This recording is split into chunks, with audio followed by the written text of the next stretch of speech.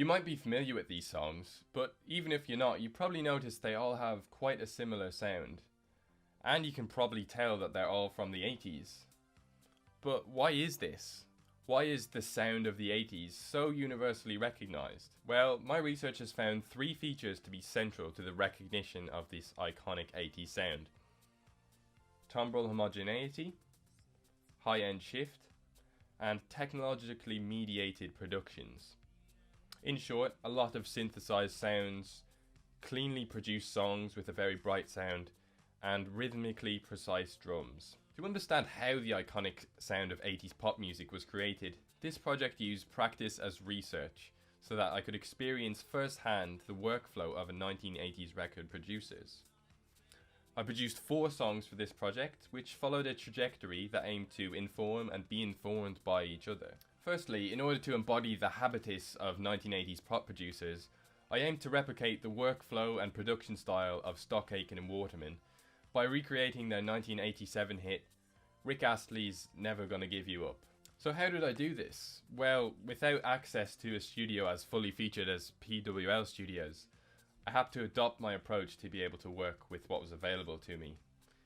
Adopting a DAW-based workflow meant I had to restrict myself, so I only used certain sounds.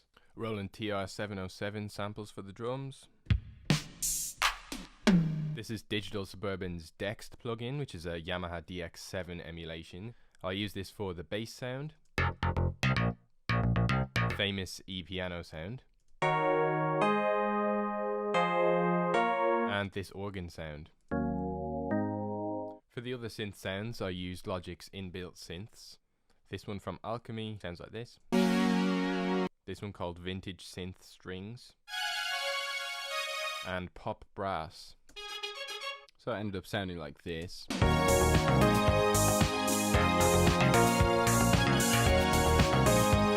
So a lot of it is just sections that are sort of copy and pasted throughout the track, which does feel a bit like cheating, but this formulaic and repeatable workflow was actually what allowed Stock Aitken and Waterman to release hit after hit after hit in quick succession. And working this way gave a lot of their songs a recognisable sound which came to be their signature.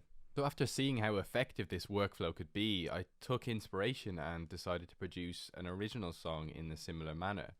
Before doing anything else, I restricted myself to a set number of sounds that I could use and set a deadline of 5 days to complete the track to replicate the time-pressured environment of PWL Studios. The intention for this song was to sound like it could actually be a pop song from the 80s, and here's what I ended up with.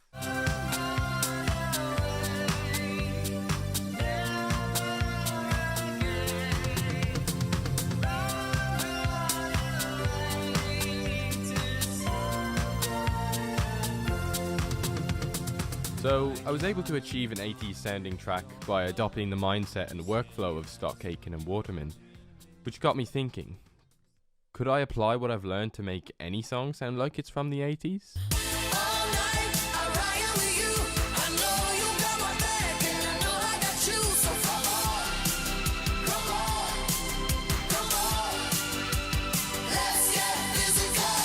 So to complete this remix, I set myself up a virtual studio consisting of plug-in emulations of hardware that might be used in a studio during the 80s. To get close to that 80s sound, I was really not subtle. To really evoke a sense of 80s-ness, I had to rely heavily on the most recognisable tropes of the era.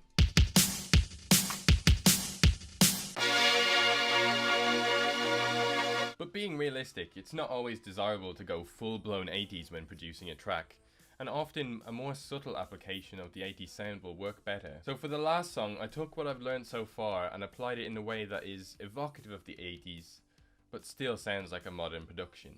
Mixing using an SSL 4000E console emulation, instead of limiting using a bus compressor on the master bus, and reverb on the snare but used in a more subtle way. Also a chorusy sound on guitar, some high-end boost on the master channel, and this allowed me to achieve a sort of sense of the 80s but still within a modern production. So the new technologies that arose in the 80s provided new ways of working, and by recreating and experiencing these workflows, I've gained first-hand insight into the mindset of 1980s record producers.